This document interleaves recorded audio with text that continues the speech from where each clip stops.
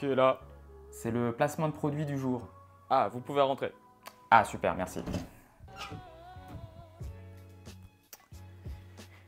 Tu l'auras compris, la vidéo du jour est sponsorisée.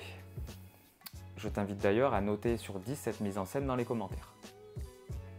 Donc cette vidéo est sponsorisée par N6, que je remercie fortement d'ailleurs. N6, vous commencez à les connaître à force, hein. C'est une assurance qui assure vos biens de collection, que ce soit auto, bateau, jouets, jeux vidéo, etc., etc.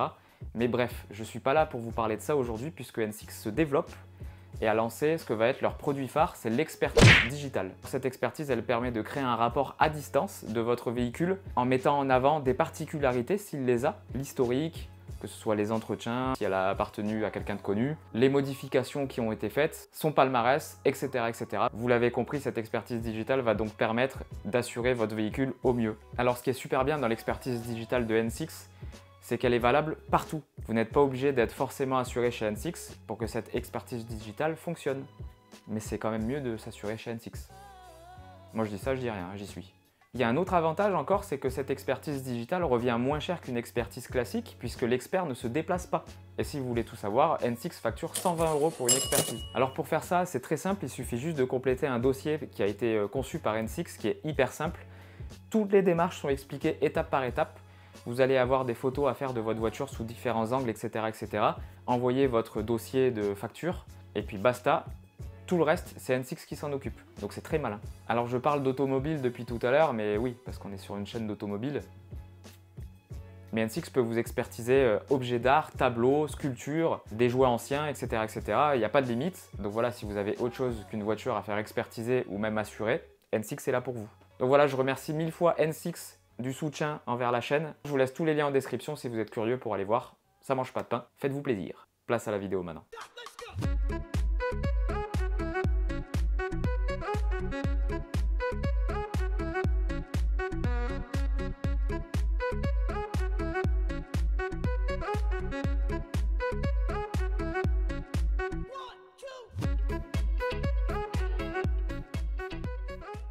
Bon, les amis, voilà, hein.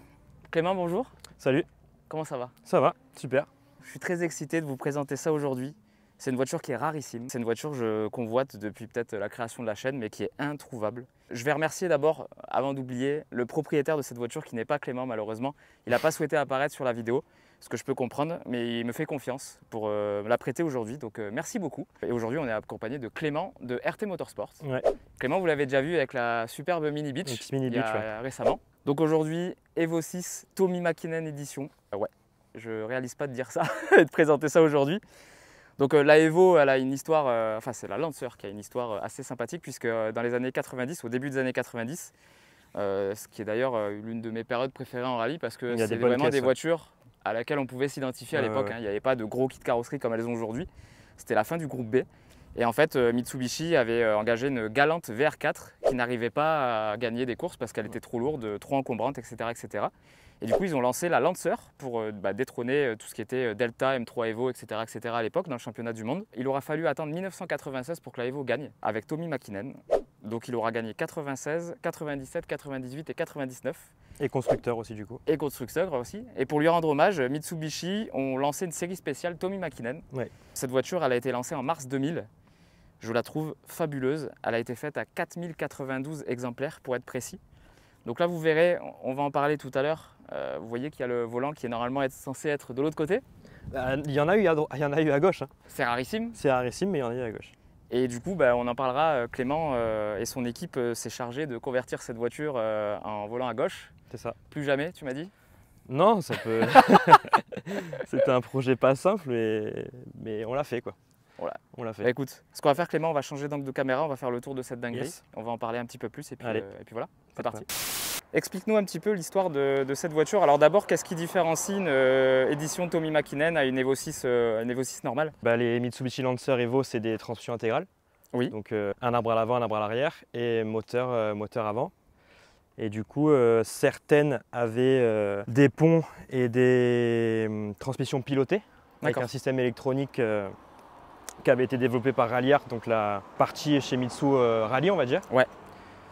Et celle-là, la Tommy McKinnon, c'était celle qui était absente de toute appendice électronique, comme ce soit le pont.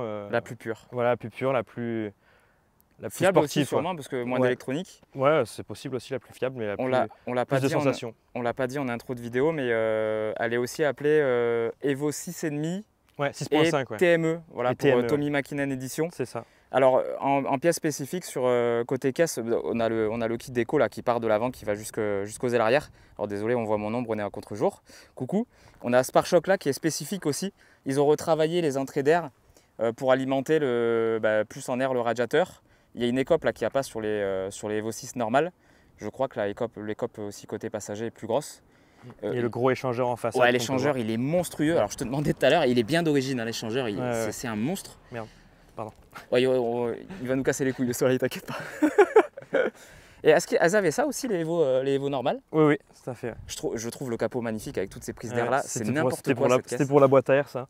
Ah, la boîte à air est juste en dessous. La boîte à air, elle est D'accord. juste là, et ça, c'est surtout pour faire refroidir le moteur. Et en plus, on a le turbo qui est face avant, quoi. Donc, D'accord. le collecteur turbo est face avant, donc pour refroidir les airs chauds, quoi, l'air chaud, quoi. Cette Faire caisse, elle a ressortir. une gueule de malade mentale.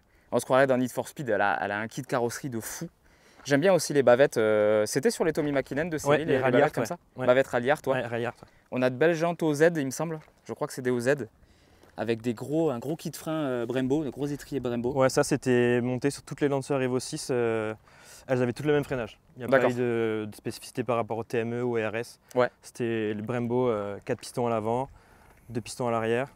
Et ça freine déjà très très bien, quoi. Et les Tommy McKinnon, on n'a pas dit aussi, elles sont sorties en rouge et blanc. Ouais. Uniquement, je crois. Ouais. Je crois pas qu'il y ait eu d'autres versions, Non, d'autres couleurs. non, il y a eu rouge et blanc, ça. Vous voyez le kit déco Avec- spécifique qui ouais. passe au-dessus des poignets, là, je trouve ça super beau. On a un putain de gros aileron derrière qui est magnifique. Le cul de cette voiture, je sais même pas si je préfère l'avant ou l'arrière en fait. Tout est démesuré sur cette caisse. Le silencieux, il n'est pas d'origine, je suppose. Non, ça c'est une ligne un peu Evo japonaise, Ouais, d'une ouais. marque japonaise. Je sais plus exactement laquelle c'est, mais voilà, c'est une Kakimoto Racing. D'accord. Je pense que ça va être une marque assez réputée Ouais, pour ces modèles-là. Je connais pas, mais ça m'étonnerait Le que bazooka, quoi. ils aient mis un truc wish là-dessus. Non, je pense pas. Non, le diamètre, toute la ligne, il est conséquent. Ça va être du 70 ou du 75. Ouais, c'est énorme. C'est c'est énorme. gros. Ouais. Mais bon, ça lui va plutôt bien. Puis cet aileron, il est réglable, l'aileron. Oui, il a des positions. Ah Ouais. d'accord. Il a des positions. Il a 3 positions, je dis pas de bêtises. Ah, c'est une pièce d'orfèvrerie, il est magnifique, c'est- je trouve. Il est magnifique. Ils avaient travaillé l'aéro déjà à l'époque. Ouais, grave. Bah en vrai, par rapport à la version en fait qui tournait en rallye, il n'y a pas grand changement en vrai parce Non, que il n'y a pas grand chose en vrai, non. c'est vraiment comme je disais en intro de vidéo que ces voitures-là, en vrai, comparé à aujourd'hui, on pouvait vraiment s'identifier et avoir quasiment la même dans le garage en fait. Toute l'époque des Subaru Impreza, etc., où c'était une époque de rallye de malade et les mecs roulaient comme des fous avec ça. Mais ils avaient fait un peu ce modèle-là, un peu sans assistance, sans rien, Ouais. pour que les gens ils disent ben voilà, je vais au concessionnaire, j'achète la même, Je veux la même. je veux la Ouais. même et je mets 4 jantes et des pneus slick et s'il faut je mets un petit arceau et je deviens un pilote de rallye quoi, tout simplement. Combien il y en a dû en avoir qui sont grimpés dans les arbres Oui, il y en a qui ont dû s'enrouler autour de quelques arbres, ouais, effectivement, quelques tonneaux. Ouais. Aujourd'hui, en plus, ce qui est rigolo, c'est qu'on est à la route des Crêtes. Et la route des Crêtes, c'est la route qui a servi pour faire l'introduction de Taxi 2. Et Taxi 2, c'est les méchantes, les Evo 6. Dedans, elles étaient noires, là, les 3. Donc je trouve ça rigolo de... Oh, c'est beau, putain. Je découvre en même temps que vous, là. Bon, c'est pas ce qu'il y a de plus clean, et puis il est pas, on va dire qu'elle est pas C'est clean, vert mais d'origine. elle est propre. Quoi. Il est vert d'origine, le cache-culbuteur. Ouais, à peu près, cette couleur-là. Putain, c'est... Alors ce moteur-là, donc c'est 4 cylindres 2 litres. Ouais, 2 litres, le Turbo. 4G63, si je dis pas de bêtises, code moteur, qui est un moteur très costaud. Ouais. Très costaud, et il y a beaucoup de puristes qui l'adorent. C'est un peu le 2JZ du 4 cylindres. Quoi. D'accord, ok. Ouais, ça sort 280 ça chevaux sort d'origine. 280 d'origine. Gentleman Agreement au Japon, ils étaient tous bridés à 280 chevaux dans cette époque-là. Et aussi en vitesse de pointe. C'est pour ça qu'il y avait Ouais. des compteurs en 180 180 km/h. Exactement. Et Donc ça, c'est elle a un compteur à 300. Voilà, Ouais, 300. parce que c'est des compteurs assez rares, d'ailleurs très dur à trouver. Avec ça souffle à 1 bar 1. Un bar 1 d'origine quand Ouais, même. 1 bar 1. Mais bon, c'est des moteurs, c'est des voitures qui ont été énormément préparées. Ouais. Rien qu'en faisant une cartographie moteur, en gardant le turbo et les internes stock, ça peut sortir jusqu'à 500 sans rien toucher. Quoi. Ouais, c'est ouf quand même. C'est ouf. Et ce moteur-là, il a une réputation d'être très très vorace en essence. Je me souviens, il y a un épisode de Top Gear, bon c'était une Evo 10, mais ils avaient battu le record de consommation du circuit, il faisait 75 litres au 100, avec un 4 cylindres. Donc c'est pour vous donner une idée du rendement du moteur qui est assez incroyable. Bah après, de toute façon, c'est les anciennes technologies, hein, injection indirecte, tout ça. Quoi. Donc, vu que tu es en 4 roues motrices, tu as pas mal de poids à l'arrière. Je pense qu'on est proche des 50-50. Donc, ça doit être, oui, d'accord. Okay. En termes de perf, on est bien. C'est beau pour le Merlin. Ouais. Et combien ça pèse, ça on est à 1 tonne 5. Ah oui, quand même. 580, je crois. Elle est incroyable, cette caisse. Elle est folle. Je crois, je sais plus trop. Ok. Exactement. Bon, Clément, on va aller rouler? Allez. Allez, c'est parti. Ça filme là? C'est bon. Alors, la dernière fois que j'ai conduit ça, c'était il y a 7 ans, dans rallycross. Ah, sympa. J'ai déjà conduit une Tommy Mäkinen, mais du coup, elle était Evo 6 elle était arsautée, baquée, etc., etc. Et le mec, à l'époque, elle n'était pas vraiment considérée comme voiture de collection comme aujourd'hui. Et t'as fait 2 tonneaux. Pas loin. C'est quoi ça? Un pneu. Ça doit être un caillou. C'est bon? On est bon, ouais. Vas-y. Allez, c'est parti.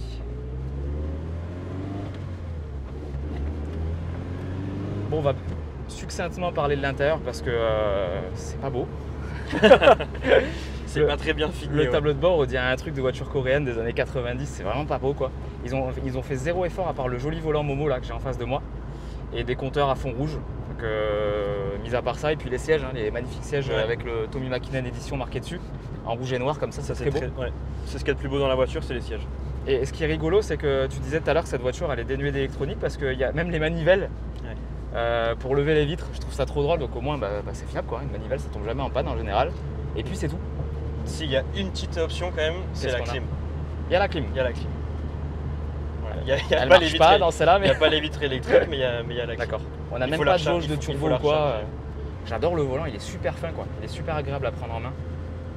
Puis t'as 0 bouton et tout. Et tu me disais, alors on va parler de la conversion pendant que la voiture chauffe. Donc du coup on a les clignotants à droite.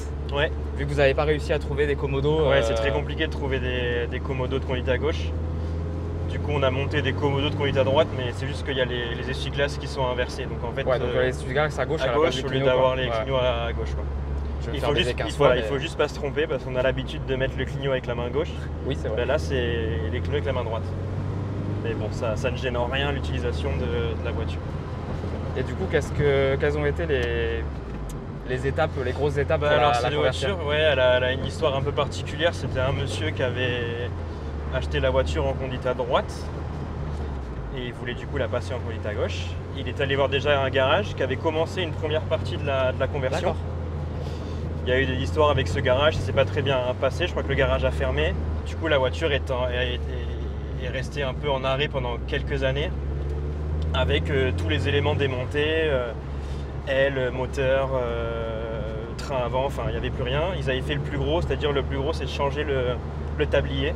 Un ami, un confrère qui a récupéré le projet, qui devait le faire, les années sont encore passées.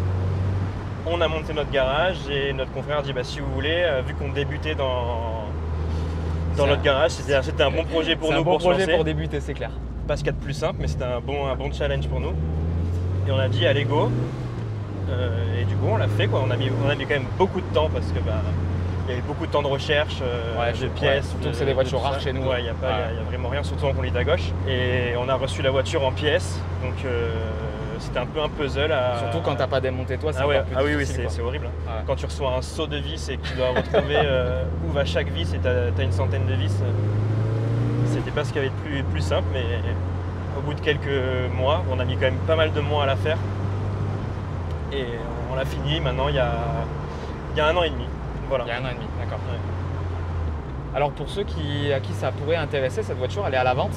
Il faudrait vous contacter en direct. Oui, les gens peuvent nous contacter, elle est en vente. Alors voilà, si vous avez une enveloppe de 15 000, envoyez pas des messages privés à Clément pour rien. Voilà, vous pouvez vous douter qu'une voiture comme ça, c'est un petit peu cher quand même. Allez faire un tour sur le bon coin avant, vous vous rendrez compte. Voilà, donc n'harcelez pas de messages privés inutiles. Vraiment que si vous êtes intéressé, je vous laisse l'Instagram de RT Motorsport en bas. Et puis maintenant, on va voir un peu ce que ça a dans le ventre, ce truc-là. Qu'est-ce qu'il fait, lui? Allez, c'est parti. Là, ça tracte. J'adore la commande de boîte. Ouais, ça pousse, ça engage, quoi. Ça rentre pas, en général, ça rentre. Les freins sont bons aussi. Puis il y a un peu un short shift, quoi. C'est ça. C'est court. Oh là là. Le turbo, il souffle tard. Ouais. Ah, c'est les anti-générations. Hein. Et c'était quand même un turbo twin scroll. Hein. D'accord. C'est-à-dire avec deux cylindres et 2 cylindres qui crachent de chaque côté de la turbine. Donc Ok. ça limite le lag, on va dire. Le lag du turbo. Après, si tu veux vraiment faire, il existe toujours une carto anti-lag qui est possible. Les fameux pa. Voilà, le bang bang, quoi.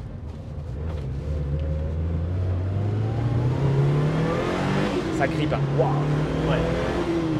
Voilà, on est en pilote Sport 4S Michelin, ça tient bien. Ouais, tranquille, je vais apprendre à connaître la voiture parce que des 4RM, j'ai pas l'habitude d'en tester. Elle me rappelle beaucoup, en fait, j'ai eu la chance de tester Lancia Delta Evo Martini 5. Ah ouais, joli. Et du coup, ça me rappelle un peu l'édition limitée, etc., en 4 roues motrices aussi. Et on dirait une Delta évoluée, en fait. Et tu sens pas que la voiture est grosse et lourde. Malgré que ce soit une berline 5 places, t'as pas l'impression de prendre beaucoup de place sur la route. Et tout d'origine, il y a tout, quoi, hein, les banquettes et tout. Donc, Là, tu me disais qu'il y a juste 4 amortos Öhlins dessus. Ouais, là, il y a des amortos Öhlins qui étaient faits en collaboration avec un préparateur japonais. Donc, c'est des amortisseurs qui sont très rares, vu qu'en plus, la boîte qui a préparé les Öhlins a disparu.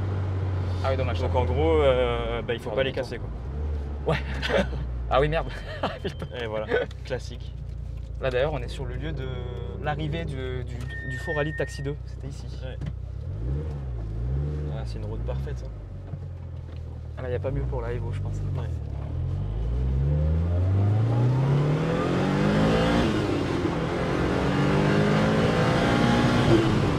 « 7500 tours. Ouais. Je suis choqué pour un turbo, tu vois le rendement. Presque 8000, ouais. C'est ouf, hein. Ça pousse.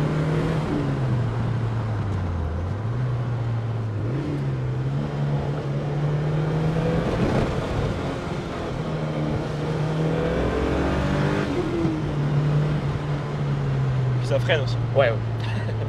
Je mettrai un peu d'eau sur l'échangeur pour C'est vrai qu'il y a refroidir tout ça. il y a le bouton du water spray sur la commande centrale. Ouais. Là. Des gicleurs d'eau sur l'échangeur. Voilà, le water spray, ouais, c'est deux petites giclades d'eau qui viennent refroidir l'échangeur en fait quand on demande beaucoup au turbo. Ouais, pour refroidir les gaz d'admission. On a un beau panorama là en plus. Ça donne envie d'envoyer un câble de l'enfer. Ouais, ça marche.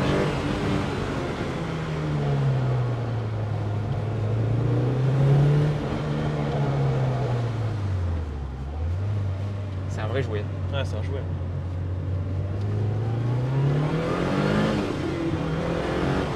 Et tu vois, il n'y en a pas trop. En fait, je trouve le châssis parfaitement équilibré par rapport à la puissance du moteur. Parce que tu as des voitures, on le disait tout à l'heure, les mecs ils mettent 500 chevaux dedans avec une simple carto et un petit coup de vis sur le turbo là. Ouais. Et là, en fait, je trouve que tout est homogène, les freins, la puissance moteur, le châssis. Je pense que tu mets un vrai pilote, il va te dire qu'il en manque un peu. Ouais, après moi, j'ai pas cette prétention-là. Il y a déjà de quoi vraiment en rire, quoi. Il y a vraiment de quoi s'amuser. Ouais, les gars en rallye, la Trimac devaient sortir pas loin des 400, je crois. Ah ouais. Ça devait être quelque chose.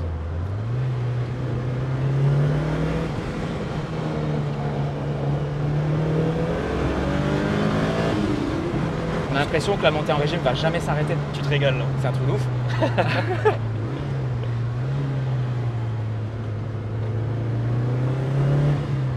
C'est déroutant de ne pas entendre le pshhh. Ouais, y a pas, vu qu'elle est d'origine, la Dump-Valve elle recrache dans l'admission.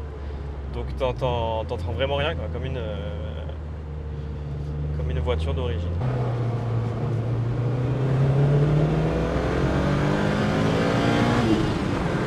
Ça marche. Oh putain,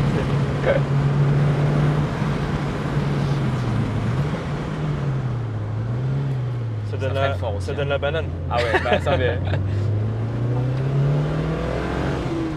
Ça se remet en ligne directe à l'axel, c'est... Je suis juste légèrement gêné par la démultiplication en fait de Ouais, la direction. Elle est un vachement mettre beaucoup de volants en fait. Voilà, elle est un peu longue. Ouais. Ouais. Mais une fois que tu es habitué, ça va. Ouais.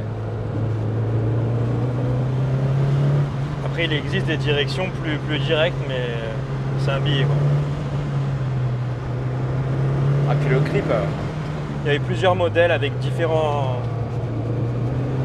modèles de crémaillère. D'accord. D'origine ou ça, c'est des pièces Non, d'origine, suivant les modèles qui étaient sortis, la RS ou la Makinen ou la classique avait. La RS avait par exemple une direction beaucoup plus directe. Avec, je sais pas moi, 3 tours de volant pour être embuté, ou 2 tours et demi, ou 2,80, voilà. Ah, par contre, ouais. Tu peux mettre gaz en pleine courbe, ça. Ah, pas 4 roues motrices pour rien. Ah, c'est.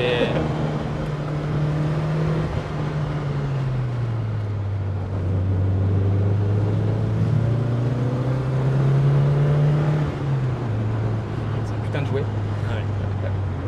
Puis la voiture, elle a quand même un petit gabarit, donc c'est ça qui est cool, c'est qu'on roule pas dans une grosse bagnole, quoi. Donc sur les petites routes comme ça, on est tout de suite à l'aise. Ça relance tout de suite. Ah oui. En fait, tu t'en geeks un truc, c'est d'avoir des épingles pour pouvoir mettre gaz en grand en première. Ouais.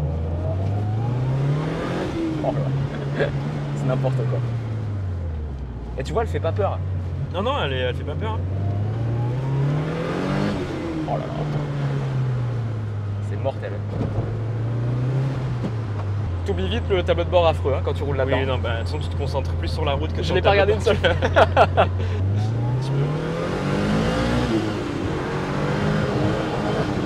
Oh là là là. Ah, ça en demande. Hein. C'est abusé. Ça s'arrête jamais, Ça quoi. s'arrête pas. Et la 1, de la 1 à la 2, c'est extrêmement court. C'est très court, ouais. Tu passes la 1 à. Enfin, tu arrives en 1, t'es à 7000, tu passes la 2, t'es à 5,5 quoi. Donc, Puis cet effet de short shifter confortable, Ouais. parce que normalement tous les short shifters, moi j'aime pas parce que c'est vraiment quand tu roules une journée avec la voiture, t'es fatigué parce que ça demande un petit peu d'effort et là c'est hyper confort en fait. Et la voiture là, on est en ville, mis à part la suspension qui est raide, elle est hyper civilisée. Ah oui, non, quand tu roules normal. Bon bah Evo 6 Tommy Makinen. Check. Ouais, on check. Bon bah les amis, on va se laisser là. Avant de faire n'importe quoi, on va rendre cette voiture à son propriétaire. Encore merci à lui d'ailleurs d'avoir joué le jeu pour la vidéo, c'est super cool. Très sympa de Clément, sa part. merci de nous avoir mis en relation d'ailleurs. Avec plaisir. En fait, quand j'étais venu chez toi la première fois pour filmer la Mini, je l'ai direct repéré dans le garage. D'ailleurs, il y a quelques petits vislards d'entre vous qui l'avaient repéré lors de la vidéo de la Mini.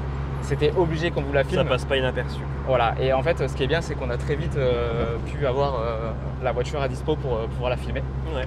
Donc voilà, n'hésitez pas à contacter Clément sur Instagram si vous êtes vraiment intéressé par la voiture. Voilà, ne contactez pas pour proposer Ou pour des votre trottinettes. voiture aussi. Hein. Ou pour votre voiture, hein, voilà. Si vous avez une conduite à droite à convertir ou autre, de l'entretien, de la mécanique, Toujours. voilà, vous faites à peu près tout au garage là-bas. Ils sont sur Cassis, voilà. Clément, encore merci, c'était super sympa. De rien, j'espère que tu t'es régalé. Oui. J'ai cru Je pense que ça voir. se voit. J'ai cru voir. J'ai senti que tu t'es régalé. J'espère que vous êtes régalés, vous aussi. Je vous invite à liker, commenter la vidéo si elle vous a plu et surtout à vous abonner à la chaîne, c'est encore gratuit, profitez-en, abonnez-vous, bordel de merde. Voilà. Gauche, hein, là, c'est ça? Ouais. Ou c'est tout droit? Je sais plus. Tout droit, tout droit. Les clignotants, voilà. On va sur un petit dernier axe là.